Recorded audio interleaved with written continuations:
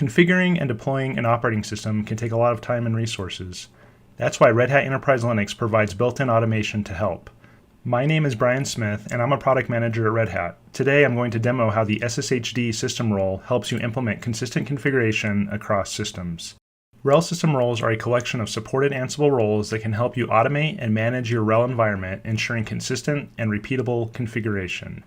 In today's video, I'll be focusing on the SSHD System Role. This role can deploy your organization's preferred SSHD server configuration across your environment. It can also consistently set the owner, group, and permission settings for your SSHD configuration file as well.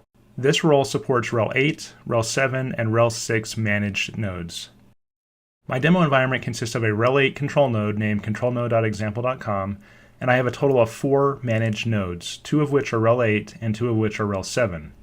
My desired SSHD configuration is having the SSHD config file set up with root and root as the owner and group, and the file permissions set to 0600.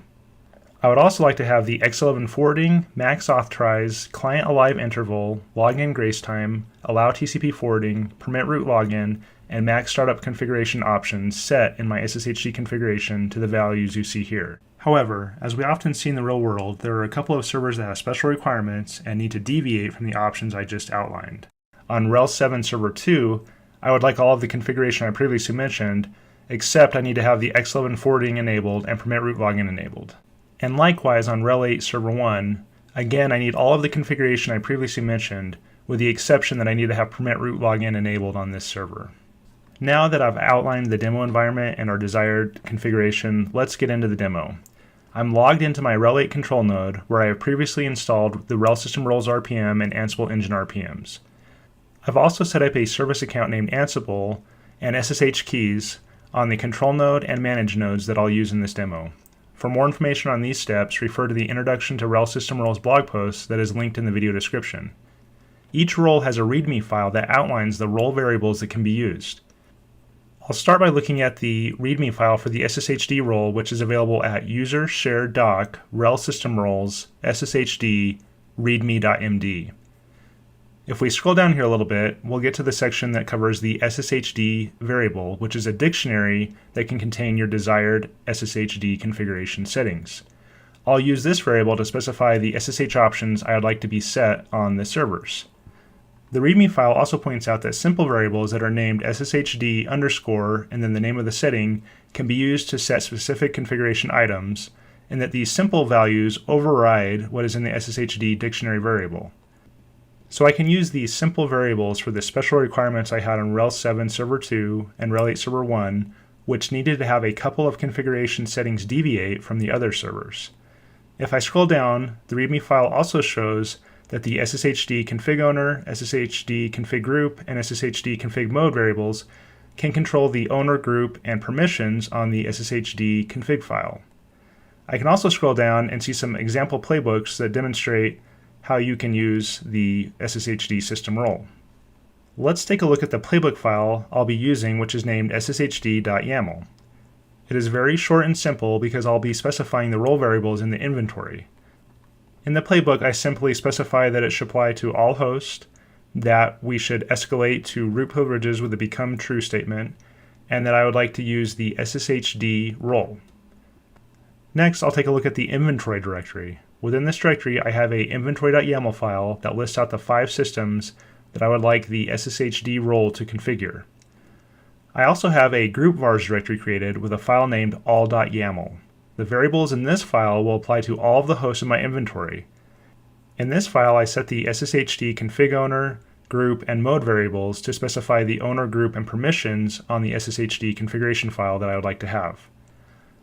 I also set the SSHD dictionary variable with the 7 configuration items that I would like to have set.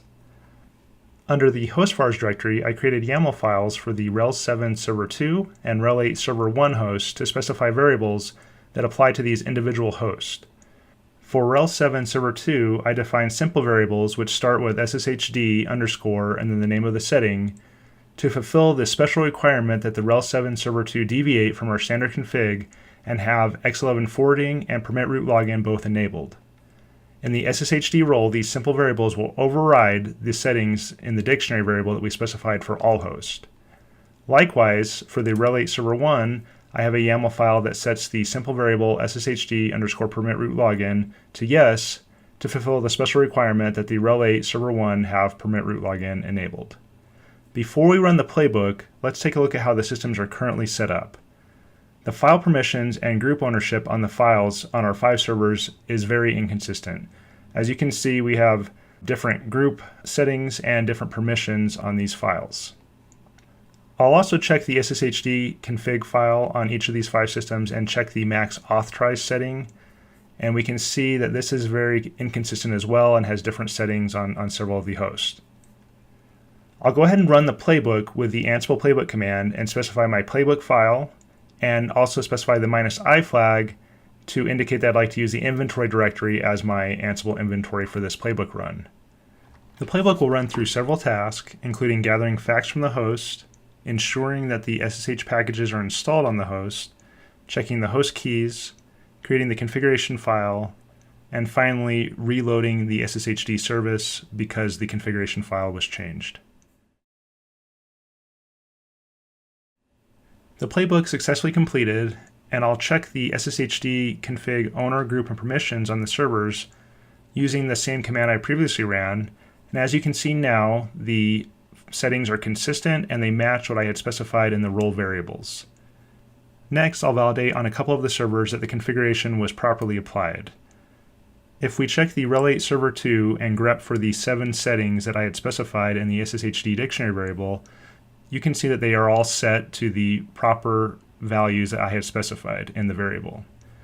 If we check on RHEL 7 Server 2, we can see that the first 5 settings match what was in the SSHD dictionary variable, and the bottom 2 variables are the ones that we used the file in the hostVars directory for this server to override for the exceptions that were required specifically for this server.